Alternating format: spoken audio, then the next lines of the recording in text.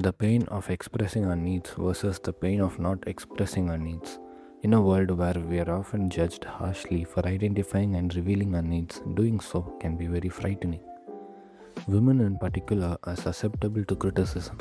For centuries, the image of the loving woman has been associated with sacrifice and the denial of one's own needs to take care of others. Because women are socialized to view the caretaking of others as their highest duty, they often learn to ignore their own needs. At one workshop, we discussed what happens to women who internalize such beliefs. These women, if they ask for what they want, will often do so in a way that both reflects and reinforces that the belief that they have no genuine right to their needs and that their needs are unimportant. For example, because she is fearful of asking what she needs, a woman may fail to simply say that she's had a busy day, is feeling tired, and wants some time in the evening to herself. Instead, her words come out sounding like a legal case. You know, I haven't had a moment to myself all day. I ironed on all the shirts, did the whole week's laundry, took the dog to the vet, made dinner, packed the lunches, and called all the neighbors about the block meeting. So imploringly, so how about if you don't value our needs, others may not either. No, comes the swift response. Her plaintive request elicits resistance rather than compassion from her listeners. They have difficulty hearing and valuing the needs behind her pleas, and furthermore react negatively to her weak attempt to argue from a position of what she should get or deserves to get from them.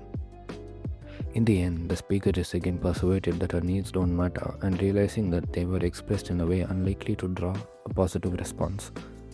My mother was once at a workshop where other women were discussing how frightening it was to be expressing their needs. Suddenly, she got up and left the room and didn't return for a long time. She finally reappeared, looking very pale. In the presence of the group, I asked,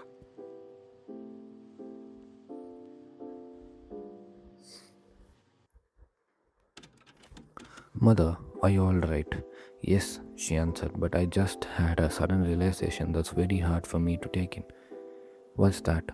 "I've just become aware that for 36 years I was angry with your father for not meeting my needs, and now I realize that I was never once clearly told him what I needed." My mother's reevaluation was accurate. Not one time that I can remember did she clearly express her needs to my father. She'd hint around and go through all kinds of convolutions, but never would she ask directly for what she needed. We try to understand why it was so hard for her to have done so. My mother grew up in an economically impoverished family. She recalled asking for things as a child and being admonished by her brothers and sisters, "You shouldn't ask for that. You know we're poor.